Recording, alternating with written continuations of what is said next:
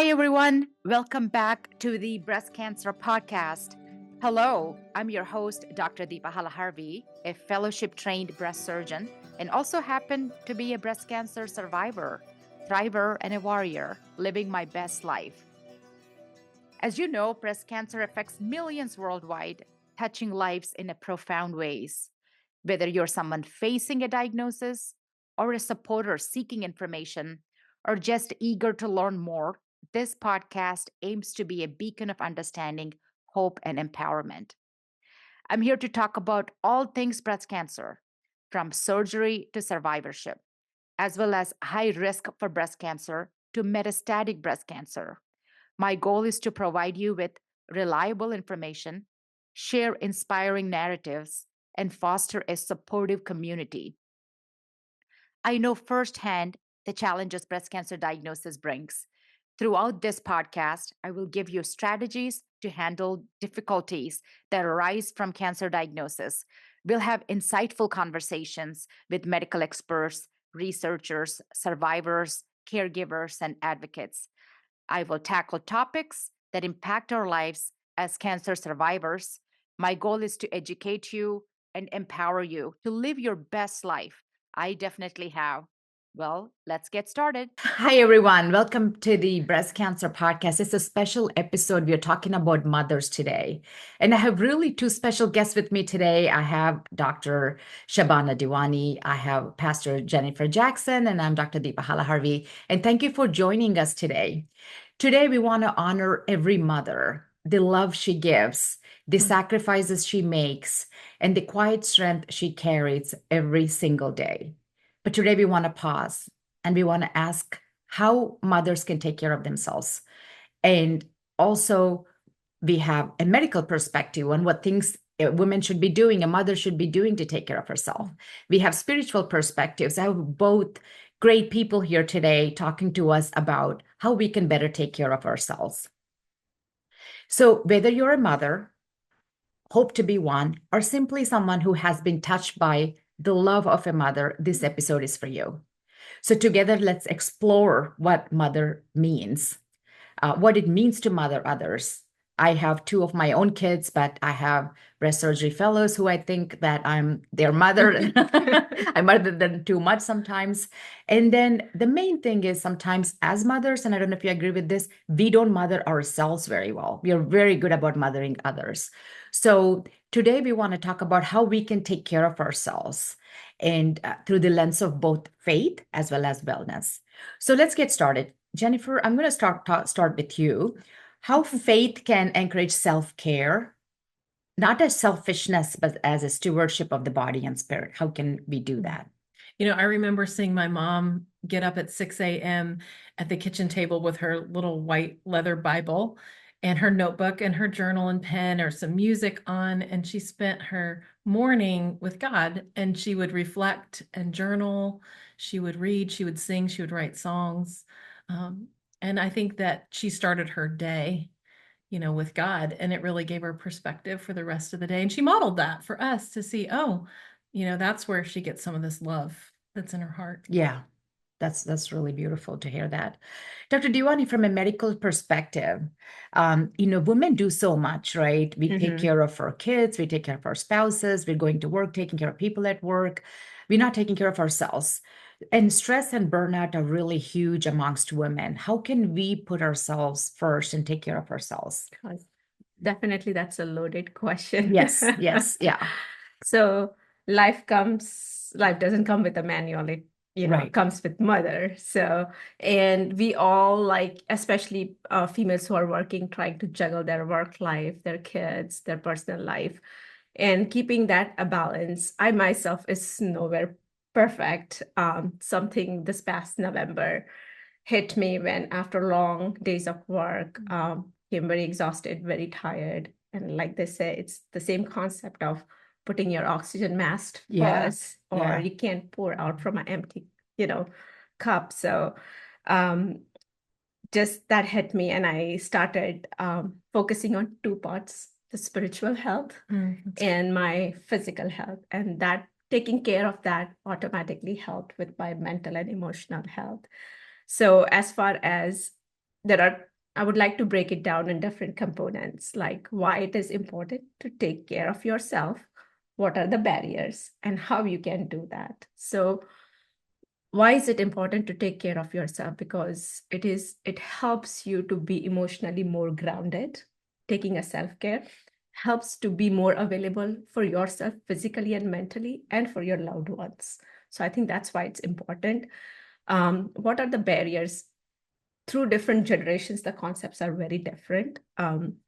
If you look at one or two generations ahead of me, I don't think they even have the concept of self-care that exists. Right. And then when you come to our generations, there is this guilt associated of Right. being selfish if we start trying to put so much time on ourselves. So I think those are some of the barriers which come across. And I think it's important to relabel self-care as a family care, and not it's because you have to take care of yourself to take care of others. And then why is it important? Because medically we have improved our screening, we have improved medications, everything.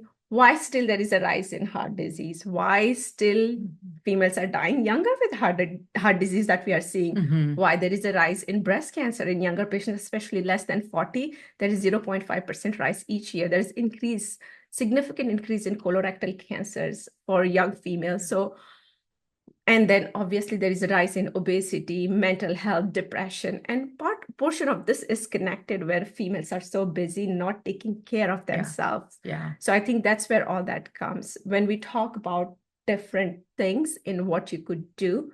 So for self-care, everybody's different, right? Some people like you mentioned, journaling, right? Some people like to journal. Some people like to take walk on the weekends to, decompress themselves. Some people like to work out, listen to music. Whatever that one activity is, you have to have your dedicated time for that activity to take care of. So there are different avenues through which you could invest to, and that should be maybe at least once a week or a couple times a week, and that should be non-negotiable in terms of what you do on a daily basis.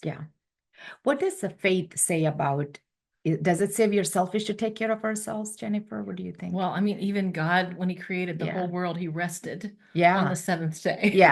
And sometimes I think as moms and wives, we think, oh, on my seventh day, I'll go to the grocery. I'll start cooking, I'll start cleaning and paying the bills on our rest day. And I know I've been guilty of that many times, but no, I think it's biblical to God is a God of rhythm and order. The sun comes up every day. He has systems for everything.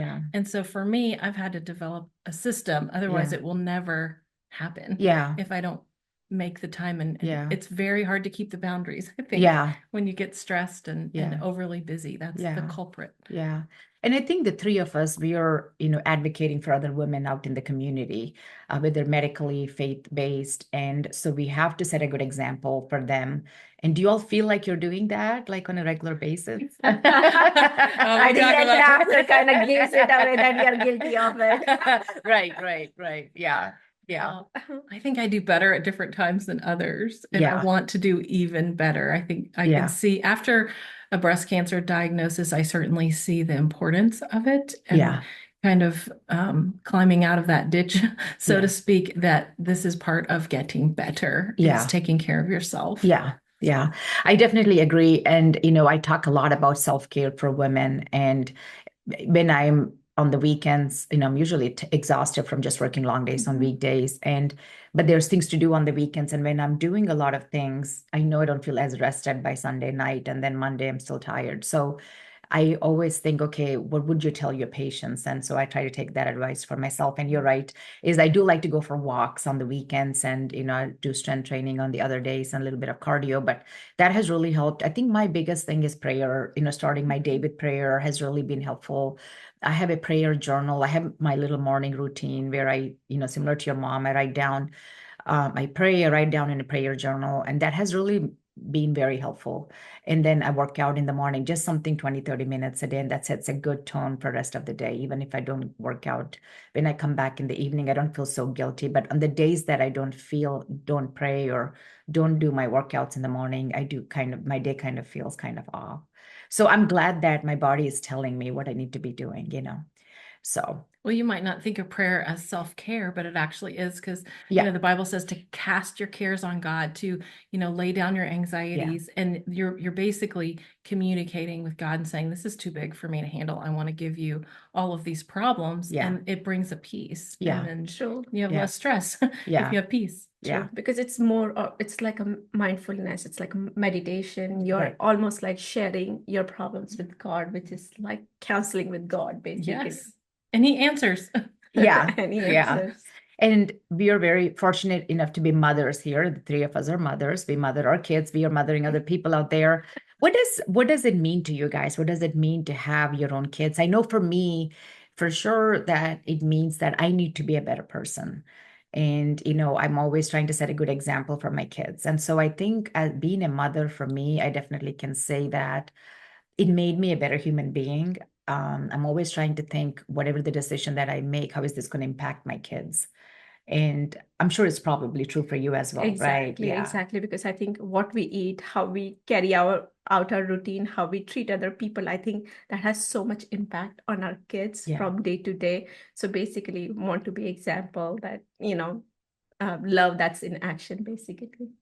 I love being a mother and Yeah. now a grandmother. Yeah, I know I'm that's way too young to be a I know, I was grandmother. like, I forgot, that's right. You look so young. How are you, But, grandmother? to Yeah. me, it's how did you make them feel? I Yeah. think about my mom. She was a cheerleader for me so many times. Yeah. She was definitely, a prayer warrior. If there was something you needed, she would go to prayer. But I think about how she cared, and shows love and care. And I want to do that for my kids. How do you make them feel? Sometimes they forget the words that you say. Yeah. But I write more notes to them now, because I want to make sure that Yeah. they have it in writing, so they can never Yeah. doubt, Yeah. what Yeah. who I see them. Yeah. I see you are this and you're that, and and cheer Yeah. them on. Yeah. And I think that's an important role of a mother. And Yeah. also discipline. I think about, my mom, it was different from my grandmother, was just pure love and peace. But my mother, she had standards, and, she taught us modesty. She taught us discipline. She Yeah. taught us, this is the way we do things. Yeah. And that's a role of a mother. Yeah. True. Yeah. Exactly. I think that's how I felt with my mother too. Like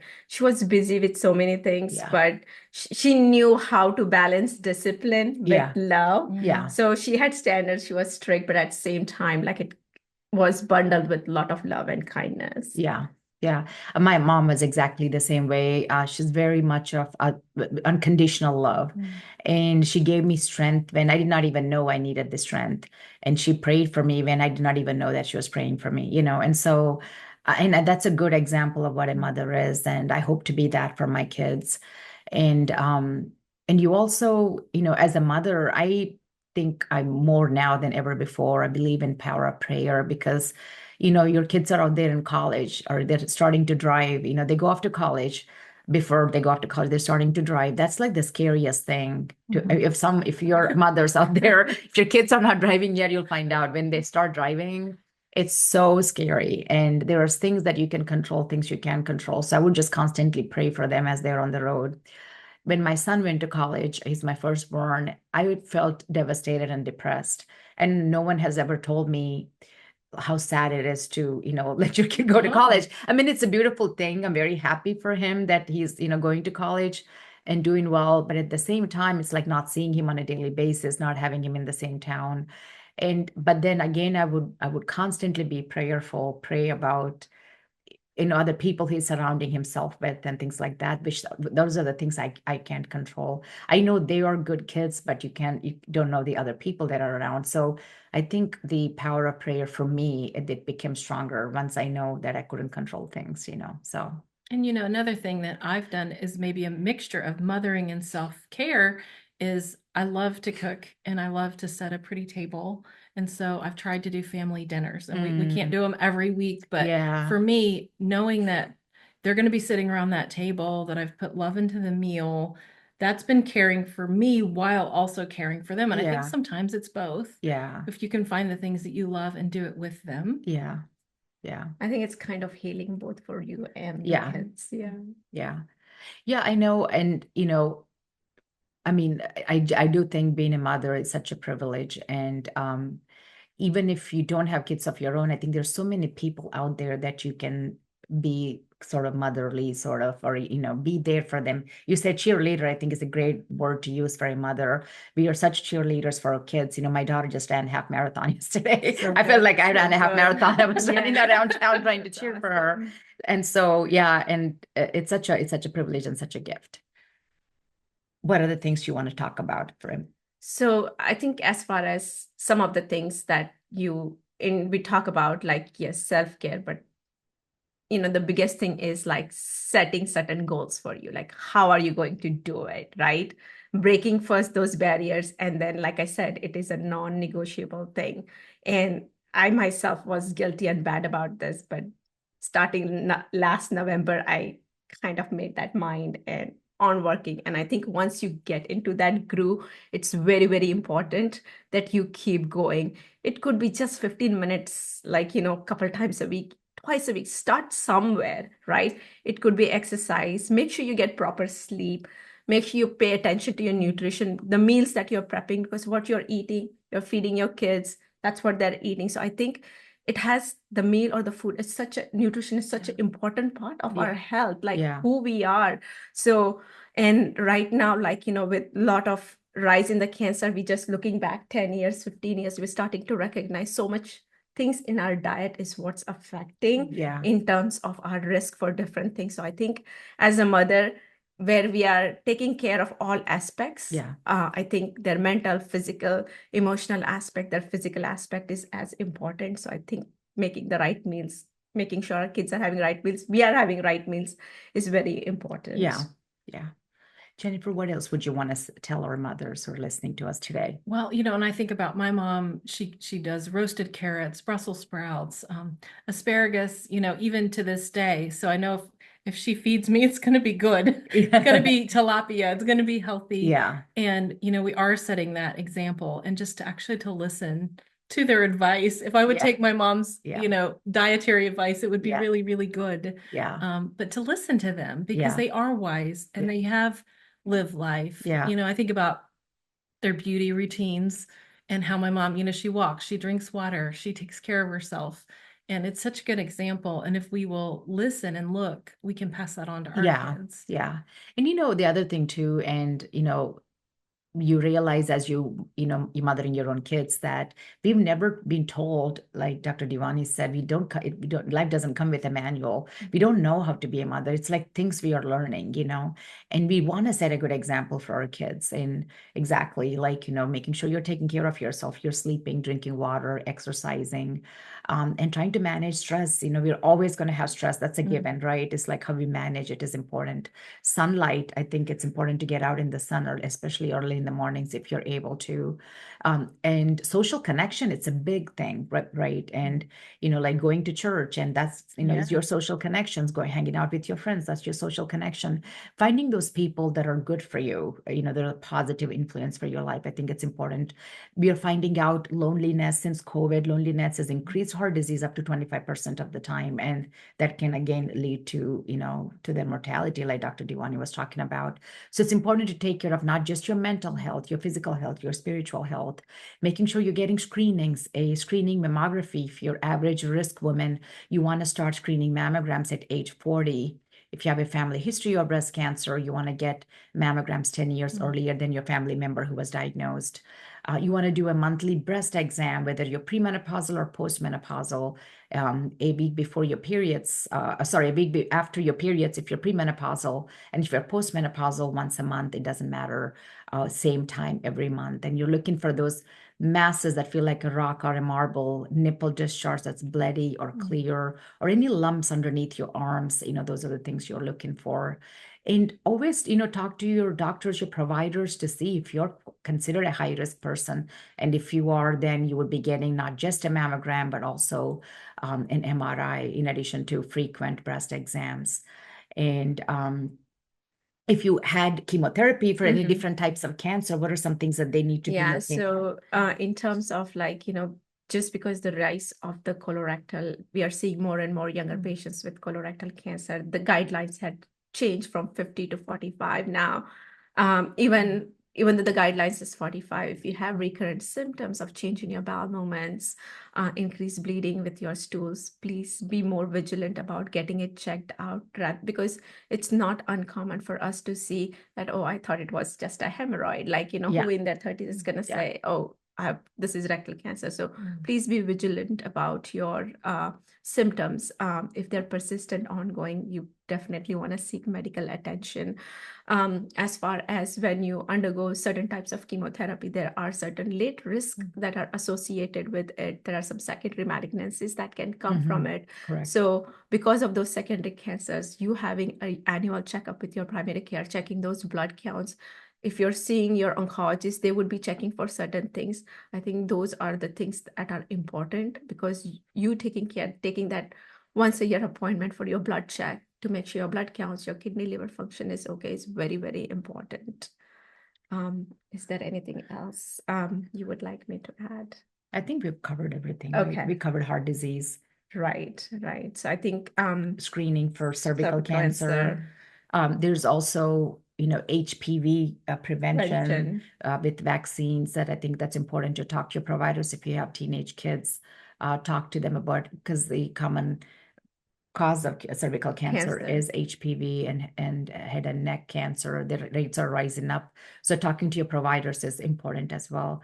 And for us women, there's two of us survivors. Jennifer and I are survivors. Really, the most common cause of death for women is heart disease. And so, as long as you're taking care of your cancer, it's not the most common cause of death. It's a heart disease. And it's really important to take care of our hearts. And women present with different symptoms with heart disease than men do. So it's really important to be advocate for yourself in that aspect.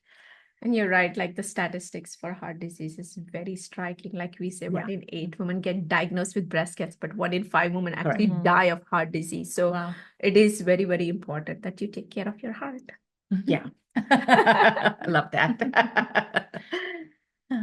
I think about moms, that what they show us is that you're valuable. And when you do these screenings and you do these checks, you're saying, I'm valuable. It's okay. My mom would say, wash your face really good and, put lotion on your face, because, you want to take care of your skin because you're important. Yeah. And that's what a mom does. They put inside the heart of a child, you're valuable. Yeah. My mom, she made my wedding dress. Yeah. And I remember her sitting there, the tiniest pearls and beads, and took her all day long. She beaded the front of my wedding gown, you know? And that's the care, because a mother knows this child is valuable. Yeah. Right. Right. And if we can pass that on to our kids. Yeah. And that's why they want to get screened. That's why you want to check this early, because if you can catch it now, you can live later. Yeah. And don't be afraid of going to the doctor. Yeah. That's right. We are not scary. Right. Very nice. Yeah. And I don't know about you guys. I grew up thinking taking care of myself was selfish, because I think I've never actually witnessed my mom taking care of herself. She was always taking care of us. She was taking care of my dad, and she always put others first, which, I think it's a great attribute to have, but we have to show our kids, whether it's boys or girls, that we have to take care of ourselves. The realization came to me when I was diagnosed with breast cancer. That's when I realized, like, it's important to take care of myself if I want to be here to watch my kids grow up. And so, and when was the first time you realized that? I think that would be the biggest one. Yeah. Around the time you're diagnosed with breast cancer. It's sad, isn't it? Like, we go through half our lives and then we realize, oh, it's important to, and that's why we're doing this episode today is whether you're a mother or not, it doesn't matter. Whether you're a man or woman, it doesn't matter. Our take-home message today is making sure you're taking care of yourself, to take care of others. You can't pour from an empty cup. And when you take care of others, when you're, healthy, then you can take care of your family members. And, to have, if you are in the middle of treatment plan, to have grace for yourself during that time. Sometimes I think taking care of yourself during that time for me meant it's okay that you can't, clean the basement right now, or it's okay that you can't do all the things that you were doing, Right. Yeah. So don't wait until you get diagnosed with breast cancer. Start taking care of yourself now, this moment. Yeah. Anything we would like to pass a message with this video is to change somebody out there to start making that change of taking care of themselves. Yeah, absolutely. And I don't want to forget to talking about my mother. And when I think of my mother, I think about the unconditional love, the quiet strength, and the kind of light that doesn't fade. And even after she's gone, this is my book I wrote in honor of both of my parents, my mom and dad. And my mom passed away 6 months ago. For those of you who are following me on social media, you've seen it, posted about it. It has been probably the most toughest thing I've had to endure is, loss of my mom. So I was hoping to do this without crying, but so this book is a tribute to her and to my father. And, I don't want to forget the sacrifices they made, and the faith they showed us. I know how they lived their life, and they were always love and service oriented, always other centered. So if you ever been loved by someone who gave you everything, and if you ever wanted to honor the hands that held you up, this is the story for you. And because their legacy doesn't end, we carry it and we shine because of it. So I hope you'll find comfort and hope, and a little piece of your own story in this book. And this is on Amazon. So buy it. I did create a nonprofit in their name, and they were very much about education. And so the funding will go to a underserved person who are wanting to strive for additional education in the future. And in closing, any wise words from you, beautiful women today? Thank you. I think that is I remarkable. love the cover. I can't wait to read the book. Remarkable. Thank you. I think I read through her book. It is amazing, very inspiring. It feels like I'm sitting next to Dr. Halaharvi as she's Oh, telling me her Thank story. you. It is very heart-touching, and it does bring a lot of hope. So Thank you how so much. through her journey, she has everything that she's gone through has made her stronger and stronger and stronger. So that's the inspiration and hope that you get through the book. Oh, thank you so Okay. much. Thank you. And Deepa, you just keep passing it on. And that is part of that book. You're passing on the hope that your mother passed to you, and you Yeah. passed it on to so many patients, me being one of those. And we feel your mothering love. And so thank you for that. I think it reminds me of 2 Timothy, where Paul is, saying to Timothy, your sincere faith that we see in you was passed on from your mother and your grandmother. And you have that. You're so sincere. Thank And you so thanks much. for Thank sharing your you. life Thank with you. us. So what is one thing that your mother taught you that is memorable for you, Jennifer? My mom was pretty amazing because she was a professor. So she was a doctor, just a professor type doctor. She taught us to read by age 4. And I just think about, she's a chaplain. She goes into prisons and cares for people. And I think the most important thing is that there's a mothering side of God. Yeah. He covers us with his feathers. And even God loves you, God cares for you, and you matter to him. Yeah. And to me, that was the most important thing. She did all these things. Yeah. And she was very successful. She is very successful. Yeah. And Yeah. humble about it. But to know that you matter to God. You matter to me, but you matter to God. Yeah. And he cares for you too. Yeah. Because sometimes your mom's not always there. Right. Or maybe you don't have a mom. Right. But if you don't have a mom, I want you to know that you're cared for. Yeah. What is one thing your mother taught you that resonates with you? I know there's a number of things. Things. So, how they say behind every man there is a successful man, there is a woman. Yeah. I would say that would be my mom. Yeah. Whatever my dad success, I'm sorry, Dad. Yeah. Yeah. So she built, not only built our dreams, she built characters. Yeah. So whatever we did, she made sure that it's ethical, it's right, and we have good characters. I think building those morals along with where your dreams are was a very important part of her teaching. Yeah. She's like, when you step out in your world, I want to make sure that you're benefiting not yourself, but the community. Yeah. Always look for what you can do next to help the next person. Yeah. I think that was always been a bigger message. Yeah. Her. And you live that every day. I see that in you. You live that every day. So I would say the biggest thing that my mother taught me, I mean, there's a number of things, obviously. She always sacrificed herself for others and showed us unconditional love and gave us the strength that we did not even know that we needed it. I think one of the biggest things that I remember as a professional woman and as a surgeon, I would call her on my way home, and she would say, Deepa, what are you making for your kids? What are you going to be cooking for your kids? And I'm like, Mom, I just worked like 10 hours or whatever, 12 hours. And she's like, do not forget the most important job you have is what you do for your family. And so Mother Teresa always said that if you want to save the world, go home and take care of your family.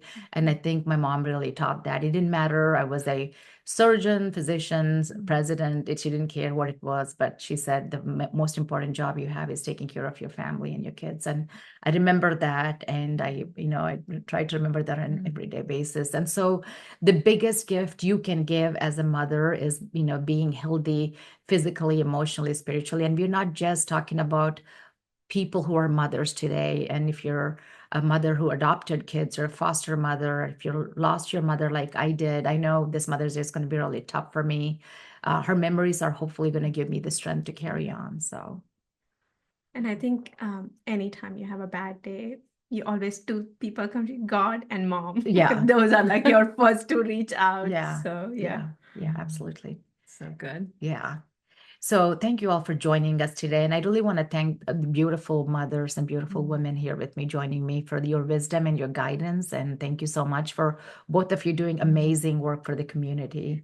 Thank you for having us. Thank It's you. always a pleasure and an honor to be part of your podcast. Thank you so much. Thank It's you. been doing such an amazing job and inspiring people. Yeah, So thank keep that you. light going. Yeah, thank you. That definitely came from my parents, the passion for education, not only for ourselves, for educating the community. I saw it growing up.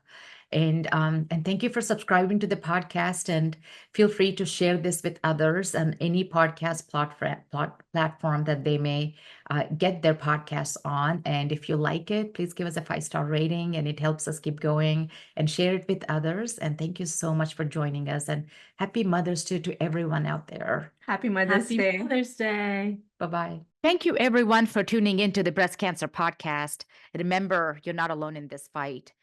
I encourage you to be an active part of this podcast. Please share your stories, questions, and suggestions for future topics at my website called drdeepahalaharvi.com. And please share this podcast with others, especially if you found it useful. And please also give it a 5-star rating, if you will. Stay connected as we navigate the complexities of breast cancer. Until next time, take care and keep shining brightly. Disclaimer: this podcast is not intended for complete medical advice, so please talk to your medical professionals.